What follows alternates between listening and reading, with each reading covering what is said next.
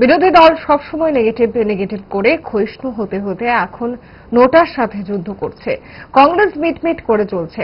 আগামী দিন তারাও নিশ্চিহ্ন হয়ে যাবে। তারা হলো এক দুজেকে নিয়ে, অর্থাৎ আমি তোমার তুমি আমার। এভাবেই কংগ্রেস সিপিআইএমকে কটাক্ষ করলেন মুখ্যমন্ত্রী ডক্টর মানিক সাহা। সবসময় একটা নেগেটিভ।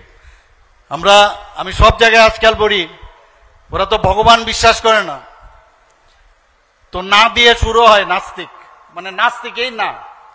আর আমরা যারা আস্তিক, মানে আ দিয়ে আমাদের আস্থা আছে মানুষের প্রতি, ভগবানের প্রতি। তো এই যে দল, বিরোধী দল সবসময় নেগেটিভ করেই চলবে। ওদের এই নেগেটিভিটি যাবেও না কোনোদিন, আর আস্তে আস্তে করে ক্ষয়িষ্ণু হয়ে যাচ্ছে। এখন নোটার সাথে এখন ওরা যুদ্ধ করছে। আর একটা বিরোধী দল আছে কংগ্রেস, হাতে গোনা 3 জন মিটমিট করে জ্বলছে, নানা রকম নাটক, বিকৃতি করে কথা বলা, এইসব আমরা দেখছি। তারাও প্রায় ক্ষয়িষ্ণুর পথে। আমার মনে হয় আগামী দিন ওনারাও কিন্তু নিশ্চিহ্ন হয়ে যাবেন। এক দুজে গেলে, আমরা হিন্দিতে বলি না, এক দুজে গেলে এরকম একটা অবস্থা।